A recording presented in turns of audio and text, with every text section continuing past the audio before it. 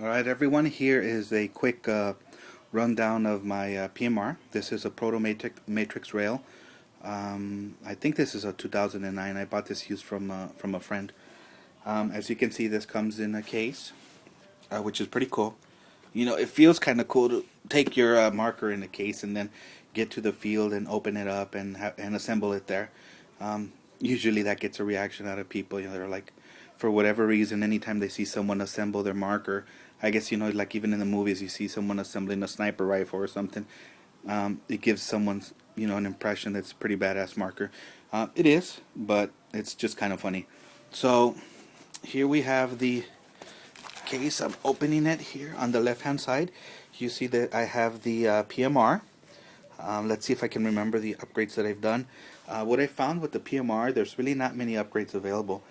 Uh, from my understanding, it's a great entry-level marker if you're looking to, you know, go into tournaments. So there wasn't that many upgrades. When I got my Tipman A5, I spent quite a bit of money on upgrades.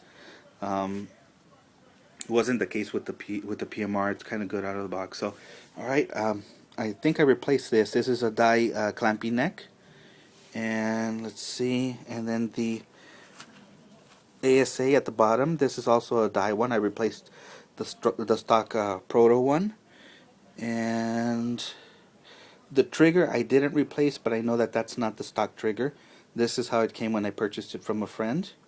Okay, here on the right hand side I have some O-rings that I purchased from O-Ring Monkey, the original, you know, warranty card, the die barrel condom, which is pretty cool.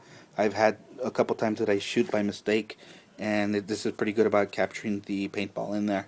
And then later on, of course, when you wash it, it dissolves in there. Most paintballs are biodegradable, so it's pretty easy to resolve. There's the manual, which is color, and it's pretty good. I'm going to flip this. Alright, here I have the die lube that I carry on there. And here's the two-piece barrel. It's pretty good. It's super light. It's very good. It's ported.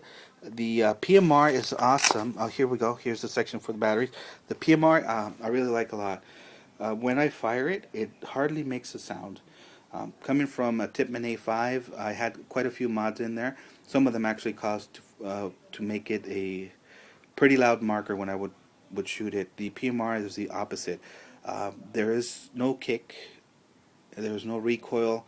It moves so slightly when you shoot it, and it hardly makes much of a sound. In fact, there's been times where I thought that maybe it was broken because as I was firing, it wasn't making much of a sound. That's great if you're trying to, you know, sneak up on someone and shoot him with the A5. Couldn't do that, but I was hoping at least I would scare him with the sound. So, anyways, it's a great marker. I've had to replace the O-rings maybe one time in there.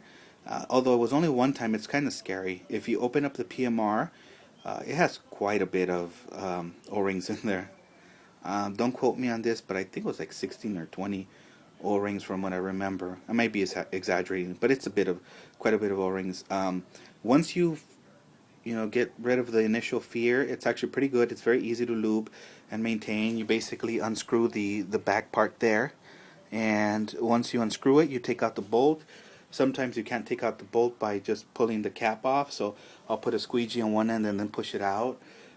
Clean up all the grease and then put some fresh grease on there.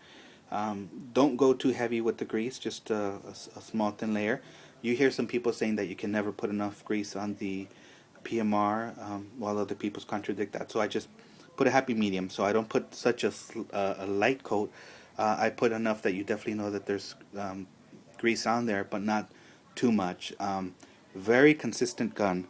I chronoed it, and this is going to sound like an exaggeration, but I chronoed it maybe a year and a half ago, and the field I go to, the highest you can do is 275 when I go to Hollywood Sports, and SC Village is 285. When I chronoed it and I was going for the longest time to Hollywood Sports, every single time it would shoot like 272, 275, 270. It always stayed very consistent. Once I started going to SC Village, I adjusted it ever so slightly. These ones you don't have to twist it so much, And on that one as well, I'm hitting, 285, 287, 285, and they'll let you pass with that. So I love it. I mean, knowing that I don't have to adjust it as much. Making another comparison with the Tipman A5, you could have that sucker because it's not regulated. Jump up from 260 all the way up to 290. Sometimes. So sometimes I would have it go up to 300, which is kind of scary. You want to be safe. You don't want to shoot someone and hurt someone. So um, I don't use the A5 much because of that. But the PMR is very consistent. I like it. It does go through the batteries quite a bit though. I've noticed that. I've had to go through a couple of batteries, but I guess the more you shoot, the more batteries you're gonna go through. Um, See, what else can I show you? There's not much. I think there's plenty of videos already out on YouTube on this, but alright, so I'll turn it on. Turn it on, you could see. Sorry. There you go. You see that it's green. Alright. And let's see. Now, I'm sure that the blinking means something. I don't know what it is right now, so I'm probably going to have to look at it, but look at the manual, which is pretty thorough in telling you what it is. Like I said, the majority of the time the issues I've had are actually related to the battery being low, and I wouldn't be surprised if that blinking means that the battery is actually low at this time. Anyways, great marker. Like I said, only issues I've ever had in the year or so, 2 years, I'm bad with time, that I've had this is the battery dying. Again, a lot of times, sometimes even during the middle of a game, the battery will die. And that one time that O-ring went bad, I had a leak. I replaced the O-ring and the issue was resolved fairly quickly. Alright, so if you guys have any questions on the PMR, let me know. Thanks. Bye.